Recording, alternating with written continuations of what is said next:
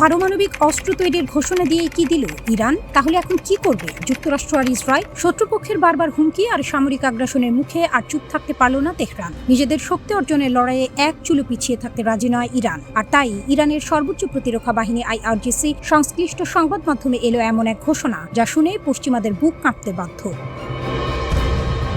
এর আগেই জাতিসংঘের পরমাণু পর্যবেক্ষক সংস্থা IAEA দাবি করেছিল 10টি পারমাণবিক বোমা তৈরির জন্য প্রয়োজনীয় সব প্রস্তুতি ইতিমধ্যে সম্পন্ন করে রেখেছে ইরান। কিন্তু প্রশ্ন হলো, হঠাৎ কেন এই মারণাস্ত্র তৈরির পথে হাঁটতে শুরু করলো তেহরান? আর ঠিক কবেই বা ঘটবে সেই উত্তাপ?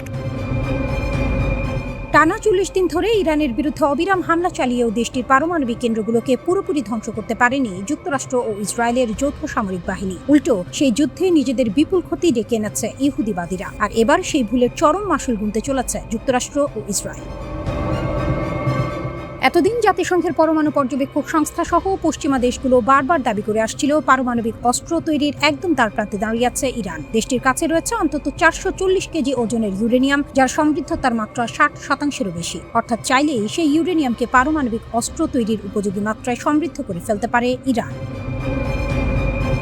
আর এবার সেই সব জল্পনা কল্পনার সমাপ্তি ঘটিয়েই তেহরান জানিয়ে দিল, পারমাণবিক অস্ত্র তৈরি ছাড়া আর কোনো বিকল্প রাস্তা খোলা নেই দেশটির সামনে। IRGC সংশ্লিষ্ট সংবাদ মাধ্যম ফার্স্ট নিউজের বরাতে যুক্তরাজ্য ভিত্তিক সংবাদ মাধ্যম ইরান ইন্টারন্যাশনাল জানিয়েছে, নতুন বিশ্ব ব্যবস্থা গড়তে এবং শত্রুদের সামরিক চাপ মোকাবিলায় পারমাণবিক অস্ত্র অর্জনই এখন ইরানের জন্য অপরিহার্য। এর মধ্য দিয়েই তেহরানের সঙ্গে যুক্তরাষ্ট্র ও ইসরায়েলের মাঝে ক্ষমতার এক ভারসাম্য তৈরি হবে, যার ফলে ইরানের বিরুদ্ধে যে কোনো সংঘাতে নামার আগে শত্রুরা বারবার ভাবতে বাধ্য হবে। যদিও এখনো ইরান সরকারের পক্ষ থেকে এ বিষয়ে কোনো আনুষ্ঠানিক ঘোষণা আসেনি। ঠিক এই মুহূর্তে ইহুদিবাদীরা বুকে কাঁপন ধরানোর মতো আরেকটি তথ্য দিয়েছেন ইরানের সেনাবাহিনীর মুখপাত্র ব্রিগেডিয়ার জেনারেল মোহাম্মদ আকরামিনিয়া। সাম্প্রতিক যুদ্ধের সময়ও যে থেমে থাকেনি ইরানের অস্ত্র উন্নয়নের যাত্রা, সে চাঞ্চল্যকর তথ্য দিয়ে তিনি জানান, সেনাবাহিনী এবং সর্বোচ্চ প্রতিরক্ষা বাহিনী IRGC যৌথভাবে তৈরি করেছে আরও উন্নত মানের ক্ষেপণাস্ত্র। শুধু তাই নয়, আরাশ-2 এর মতো অত্যাধুনিক ড্রোনও তৈরি করে নিজেদের সামরিক সক্ষমতাকে আরও এক ধাপ এগিয়ে নিয়েছে ইরান। তার ভাষায়, খুব শীঘ্রই এসব অস্ত্রের আসল ক্ষমতা সম্পর্কে গোটা বিশ্বকে জানিয়ে দেবে তেহরান। আর এই বিরাট সাফল্যকে কাজে লাগিয়ে একটি নিরাপদ ও শক্তিশালী ভবিষ্যৎ গড়ার পথে এগিয়ে যাবে ইরান। এই তথ্য নিশ্চিত করেছে দেশটির রাষ্ট্রীয় সম্প্রচার মাধ্যম প্রেস টিভি। অন্যদিকে ইরান যাতে কোনোভাবেই পারমাণবিক অস্ত্র তৈরি করতে না পারে, সে লক্ষ্য বাস্তবায়নে এখনো মরিয়া ইসরায়েলের প্রধানমন্ত্রী বেনিয়ামিন নেতানিয়াহু। এমনকি মার্কিন প্রেসিডেন্ট ডোনাল্ড ট্রাম্পও আবারও তার চিরচেনা আগ্রাসী সুরে হুঁশিয়ারি দিয়ে বলেছেন, প্রয়োজনে ইরানের বিরুদ্ধে আবারও সামরিক পদক্ষেপ নেয়ার পথেই হাঁটবে যুক্তরাষ্ট্র। আর তেমনটা ঘটলে নাকি ইরানের আর কোনো অস্তিত্বই অবশিষ্ট থাকবে না।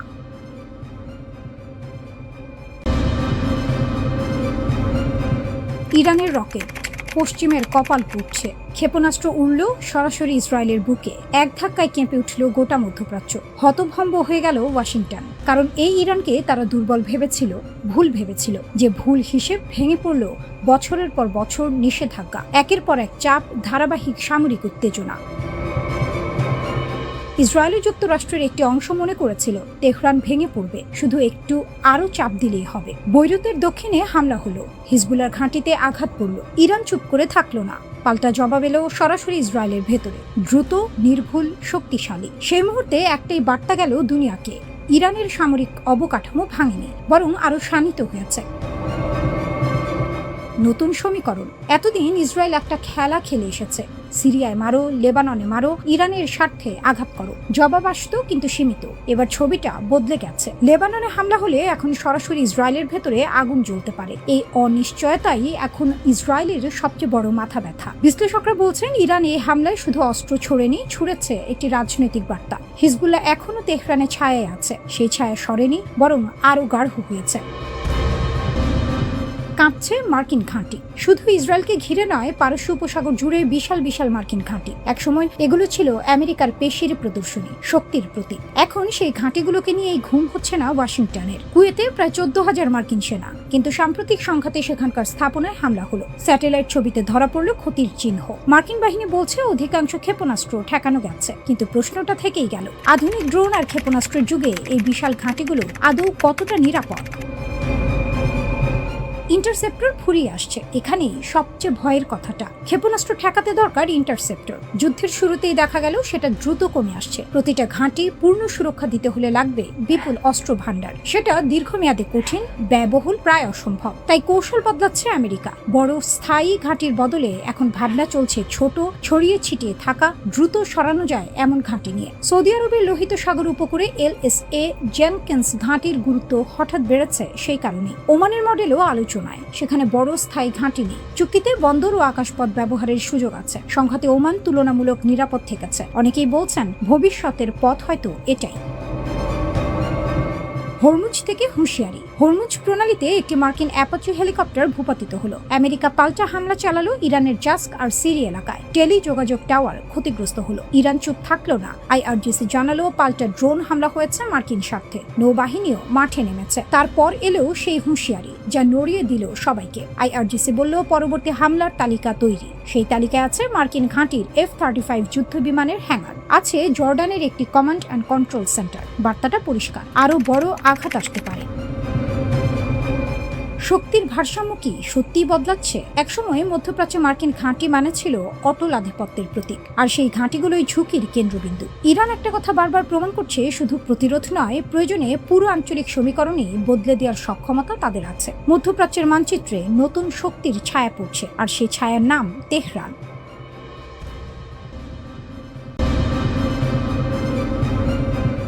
একটা সুইচ আর থমকে যাবে পুরো পৃথিবী। ধরুন আপনি সকালে উঠে দেখলেন পেট্রোল পাম্পে লম্বা লাইন, দাম দ্বিগুণ, শেয়ার বাজার ধসে পড়েছে, কারখানা বন্ধ, বন্দরে জাহাজ আটকা। কারণ মাত্র একটা সিদ্ধান্ত। একটা দেশ একটা জলপথ বন্ধ করে দিয়েছে। সেই দেশটার নাম ইরান। সেই জলপথটার নাম হরমুজ প্রণালী। এবং মার্কিন গোয়েন্দা সংস্থাগুলো এইমাত্র স্বীকার করে নিয়েছে তেহরানের হাতে এই সুইচ এখন বাস্তবে আছে। পৃথিবীর সবচেয়ে দামি 33 কিলোমিটার হরমুজ প্রণালী। ওমান উপসাগর আর পারস্য উপসাগরের মাঝখানে মাত্র 33 কিলোমিটার চওড়া এক জলপথ। দেখতে ছোট, কিন্তু এর ভেতর দিয়ে প্রতিদিন যা বয়ে যায় তা বিশাল। বিশ্বের সমুদ্র পথে পরিবহন করা মোট অপরিশোধিত তেলের 30% এই একটা পথ দিয়েই যায়। সৌদি আরব, সংযুক্ত আরব আমিরাত, কুয়েত, ইরাক, কাতার, এই অঞ্চলের প্রতিটি বড় তেল রফতানিকারক দেশের জাহাজ এই পথে চলে। ইউরোপ, এশিয়া, আমেরিকা, সবার জ্বালানির লাইন এই একটি গলিপথের উপর নির্ভরশীল। এই পথ বন্ধ হলে বিকল্প নেই। পাইপলাইন আছে, কিন্তু পর্যাপ্ত নয়। অন্য সমুদ্রপথ আছে, কিন্তু 1000 কিলোমিটার ঘুরতে হবে। তার মানে সময় বাড়বে, খরচ বাড়বে, আর তেলের দাম আকাশ ছোঁয়া। গোয়েন্দা রিপোর্টের বোমা। CNN মার্কিন গোয়েন্দা প্রতিবেদনের বরাত দিয়ে যা জানালো তা রীতিমতো চমকে দেওয়ার মতো। ইরান শুধু হুমকি দেয়নি, তারা প্রমাণ করেছে চলমান সংঘাতের মাঝেও তারা হরমুজের প্রবেশপথ অবরুদ্ধ করার সক্ষমতা রাখে। এটার তাত্ত্বিক কোনো আলোচনা নয়, এটা কার্যত যাচাই করা বাস্তবতা। গোয়েন্দা মহলের ভাষাটা আরো কঠিন। হরমুজের ওপর ইরানের এই নিয়ন্ত্রণ পারমাণবিক বোমার চেয়েও বেশি কার্যকর অস্ত্র। কারণ পারমাণবিক বোমা ব্যবহার করলে ইরান নিজেও ধ্বংস হবে, কিন্তু হরমুজ বন্ধ করলে পুরো পৃথিবী পুড়বে আর ইরান বসে দেখবে। তেহরানের নতুন চাল। দশকের পর দশক ধরে পশ্চিমা দুনিয়া ইরানকে চাপ দিয়েছে, অবরোধ দিয়ে, হুমকি দিয়ে, এক ঘরে করে। তেহরান এতদিন পাল্টা দিয়েছে মিত্রদের মাধ্যমে, হামাস, হিজবুল্লাহ, হুতি। কিন্তু এখন সমীকরণ বদলে গেছে। হরমুজের এই সক্ষমতা ইরানকে দিয়েছে সরাসরি দর কষাকষির হাতিয়ার। আন্তর্জাতিক যে কোনো আলোচনার টেবিলে তেহরান এখন ঢুকবে নতুন দাপটে। অবরোধ তুলে নাও, না হয় দেখো কি হয়। এটাই এখন তাদের কার্ড। পাকিস্তান সহ বিভিন্ন মধ্যস্থতাকারীর চেষ্টায় ওয়াশিংটন ও তেহরানের মধ্যে কিছুটা সমঝোতার হাওয়া বইছিল। মার্কিন প্রশাসন নিষেধাজ্ঞা শিথিলের কথাও ভাবছিল, কিন্তু এই গোয়েন্দা প্রতিবেদন সব হিসাব উল্টে দিয়েছে। কারণ চুক্তি হলেও প্রশ্ন থেকে যাচ্ছে, হরমুজের ওপর ইরানের এই সামরিক সক্ষমতা থাকবে। আজ সমঝোতা হলো, কাল আবার বিরোধ হলে সেই সুইচ তো ইরানের হাতেই থাকবে। ওয়াশিংটনের ঘুম কেড়েছে যা, সত্যিকারের বিপদ এখানে। আমেরিকা দীর্ঘদিন ধরে ইরানের পারমাণবিক কর্মসূচি নিয়ে মাথা ঘামিয়েছে। পরমাণু বোমা যেন তেহরানের হাতে না পড়ে, এটা ছিল মার্কিন নীতির কেন্দ্রে। কিন্তু এখন পেন্টাগন ও CIA বুঝতে পারছে, পরমাণু বোমার চেয়ে কম বিপদজনক নয় হরমুজের চাবিকাঠি।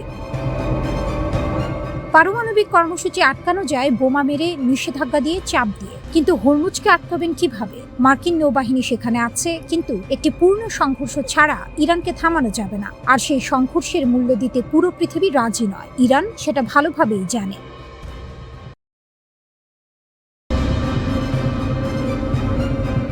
ইরানের মাস্টার প্ল্যান, লেবানন থেকে সিরিয়া, ট্রাম্পও এখন ফাঁদে। ট্রাম্প হতাশ, নেতানিয়াহু ক্ষুব্ধ। আর এই দুই নেতার মধ্যকার ফাটলের মধ্য দিয়ে ইরান শুধু দেখছে আর মুচকে হাসছে। মধ্যপ্রাচ্যের রাজনীতিতে এমন মুহূর্ত কমই আসে। আমেরিকার সবচেয়ে বড় মিত্র ইসরায়েল এখন তার সবচেয়ে বড় দাতার সাথে প্রকাশ্যে দ্বন্দ্বে। আর এই সুযোগে ইরান কোনো বোমা না ছুড়েই কূটনৈতিক ময়দানে জিতে যাচ্ছে একের পর এক পয়েন্ট। 21 জুন 2025 ট্রাম্প ফক্স নিউজে বসে এমন কিছু বললেন যা মধ্যপ্রাচ্যের রাজধানীগুলোতে ভূমিকম্পের মতো ছড়িয়ে পড়ল। তিনি বললেন, ইসরায়েল হিজবুল্লাহকে শেষ করতে পারছে না, প্রতিবার অ্যাপার্টমেন্ট ভেঙে ফেলে, আমি ভাবছি এই কাজটা সিরিয়াকে দিয়ে দেব। এটা শুধু হতাশার কথা না, এটা একটি সিগন্যাল। আমেরিকার মধ্যপ্রাচ্য নীতিতে গভীর ফাটল ধরেছে। কিন্তু সিরিয়ার প্রেসিডেন্ট আহমেদ আল শারা সেই প্রস্তাব লুফে নিলেন না, বরং সরাসরি বললেন সিরিয়া লেবাননে কোনো সামরিক ভূমিকায় যাবে না। তার ভাষায়, লেবাননের সমাধান আসবে যুদ্ধে নয়, শহর বোমা মেরে নয়, বরং সৃজনশীল সমাধানে। সবচেয়ে বড় চমক, শারা বললেন হিজবুল্লাহর সাথে আলোচনার টেবিলে বসতে তার আপত্তি নেই। যদি এটা লেবানন ও সিরিয়ার স্বার্থে হয় তাহলে কেন নয়? এখানেই ইরানের আসল খেলা বোঝা দরকার। হিজবুল্লাহ ইরানের তৈরি অর্থায়নে, অস্ত্রে, আদর্শে। লেবাননে ইসরায়েলের বিরুদ্ধে লড়াই করতে করতে হিজবুল্লাহ দুর্বল হয়েছে, ঠিক আছে, কিন্তু ইরান কি আসলে হিজবুল্লাহকে জেতাতে চায়, নাকি এই যুদ্ধকে জিইয়ে রেখে তার সুবিধা নিতে চায়? উত্তর দ্বিতীয়টা। কারণ এই যুদ্ধ যতদিন চলবে ইসরায়েল আন্তর্জাতিকভাবে বিচ্ছিন্ন হতে থাকবে, ট্রাম্প নেতানিয়াহুর সম্পর্ক ক্ষয় হতে থাকবে, আমেরিকার মনোযোগ বিভক্ত থাকবে, আর ইরান নিয়ে সুইজারল্যান্ড যে পারমাণবিক আলোচনা চলছে সেখানে ইরানের দর কষাকষির ক্ষমতা বাড়তে থাকবে। ট্রাম্প নিজেই স্বীকার করলেন হিজবুল্লাহ হলো ছোট যুদ্ধ, বড় ডিল হলো ইরান। আর সেই বড় ডিলের টেবিলে ইরান এখন শক্ত হাতে বসে আছে, কারণ লেবাননে আগুন জ্বলছে। ট্রাম্প কেন এত বিরক্ত? ট্রাম্পের হতাশার কারণ একটাই, টাইমিং। যখনই ইরানের সাথে চুক্তির কাছাকাছি পৌঁছায় আমেরিকা, তখনই বৈরুতে বিস্ফোরণ হয়, সাধারণ মানুষ মরে, ক্যামেরায় ধ্বংসের ছবি ভাসে, আর পুরো কূটনৈতিক মোমেন্টাম নষ্ট হয়ে যায়। তিনি বললেন, আমি লেবাননে হামলা পছন্দ করি না, বিশেষত বৈরুতের ভেতরে চুক্তি সইয়ের ঠিক আগে। এটা শুধু আবেগের কথা নয়, এটা কৌশলের কথা। ইসরায়েলের প্রতিটা আক্রমণ ইরানের সাথে বড় চুক্তির পথকে কঠিন করছে। নেতানিয়াহু কি বললেন? নেতানিয়াহু পাল্টা দিলেন দৃঢ়ভাবে। তিনি বললেন, আমি ইসরায়েলের স্বার্থে দাঁড়াই। ট্রাম্প আমার কথা শোনেন না, আমিও তার কথা পুরোপুরি মানি না। আমরা দুটো স্বাধীন দেশের নেতা। আর তিনি স্পষ্ট করলেন, গাজায়, সিরিয়ায়, লেবাননে ইসরায়েলের নিরাপত্তা অঞ্চল থাকবে যতদিন দরকার। এই দ্বন্দ্ব এখন প্রকাশ্য, আর ইরান এই ফাটলটাকেই তার সবচেয়ে বড় সম্পদ হিসেবে ব্যবহার করছে। মধ্যপ্রাচ্যের এই জটিল দাবার বোর্ডে ইরান একটি পুরনো কৌশল খেলছে, নিজে না লড়ে অন্যদের দিয়ে লড়িয়ে সুবিধা নেয়া। হিজবুল্লাহ তার হাতিয়ার, লেবানন তার রণক্ষেত্র, আর ট্রাম্প নেতানিয়াহুর দ্বন্দ্ব তার বোনাস।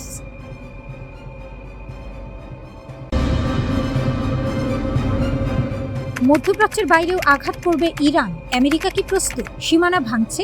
এতদিন লড়াই ছিল মধ্যপ্রাচ্যে, জর্ডান, বাহরাইন, কুয়েত, ইরাক, কিন্তু এখন ইরান সংকেত দিচ্ছে মানচিত্র আরো বড় হচ্ছে। আমেরিকার যেখানে যেখানে ঘাঁটি আছে সব এখন নিশানায়। সংসদ সদস্যের বোমা ফাটানো দাবি। ইরানের সংসদ সদস্য আলী কাজেরিয়ান ট্রাম্পের ঘনিষ্ঠ মহলে তার নাম পরিচিত। তিনি সরাসরি বললেন, ইরান এখন মধ্যপ্রাচ্যের বাইরে থাকা মার্কিন ঘাঁটিগুলোতেও আঘাত শুরু করেছে, কারণ ওই দূরের ঘাঁটিগুলো থেকে ইরানের বিরুদ্ধে আক্রমণ পরিকল্পনা হচ্ছে, তাই সেগুলো বৈধ সামরিক লক্ষ্যবস্তু। আরো বললেন, এই যুদ্ধে আমেরিকা ইতিমধ্যে 16টি আঞ্চলিক ঘাঁটি হারিয়েছে। এই সংখ্যা যদি সত্য হয় তাহলে আমেরিকার সামরিক অবকাঠামো মধ্যপ্রাচ্যে একটি বড় ধাক্কা খেয়েছে। শুরু হয়েছিল একটি হেলিকপ্টার দিয়ে, হরমুজ প্রণালী। মার্কিন অ্যাপাচি হেলিকপ্টার টহলে হঠাৎ ড্রোন হামলা, 2 সেনা সদস্য বেঁচে গেলেন অলৌকিকভাবে। ট্রাম্প রাগে ফুটছিলেন। তিনি নিজেই বললেন, খুব দামি হেলিকপ্টার, কিন্তু মানুষ দুটো বাঁচায়, ভাগ্য ভালো। আমাদের কাছে বিশ্বের সবচেয়ে শক্তিশালী সামরিক বাহিনী আছে। সেন্টকম তাৎক্ষণিক পদক্ষেপ নিল। বন্দর আব্বাস, কেশমদ্বীপ ও জাস্ক এলাকায় ইরানের বিমান প্রতিরক্ষা ব্যবস্থা, ground control station, radar site সব ধ্বংস। সেন্টকম বলল, এটা আত্মরক্ষামূলক আনুপাতিক জবাব। ইরান বলল, এটা আগ্রাসন। MQ-9 ভূপাতিত সরাসরি ক্যামেরায়। এরপর ইরান একটা কাজ করলো যা পুরো বিশ্বকে চমকে দিল। IRGC নাটকীয় ফুটেজ প্রকাশ করলো। আমেরিকার MQ-9 reaper drone crore crore ডলারের সার্ভেইলেন্স মেশিন বুশেহর প্রদেশের আকাশে ট্র্যাক করা হলো, নিশানা নেওয়া হলো, ধ্বংস করা হলো, সব ক্যামেরায় ধরা। বার্তাটা স্পষ্ট, আমেরিকার সামরিক সম্পদ এখন আর অস্পৃশ্য নয়। জর্ডানে F-35 হ্যাঙ্গার উড়িয়ে দেওয়ার দাবি আইআরজিসি বিবৃতি দিল। আল আজরা এয়ারবেস জর্ডান, দীর্ঘ পাল্লার সলিড ফুয়েল মিসাইল, 4টি গুরুত্বপূর্ণ লক্ষ্যবস্তু। কি ছিল সেই লক্ষ্যবস্তু? F-35 যুদ্ধ বিমানের hanger, command and control centre. IRGC ঘোষণা করল শিশু হত্যাকারী আমেরিকান বাহিনীর ঘাঁটিতে 4টি গুরুত্বপূর্ণ লক্ষ্য আঘাত করা হয়েছে এবং ধ্বংস করা হয়েছে।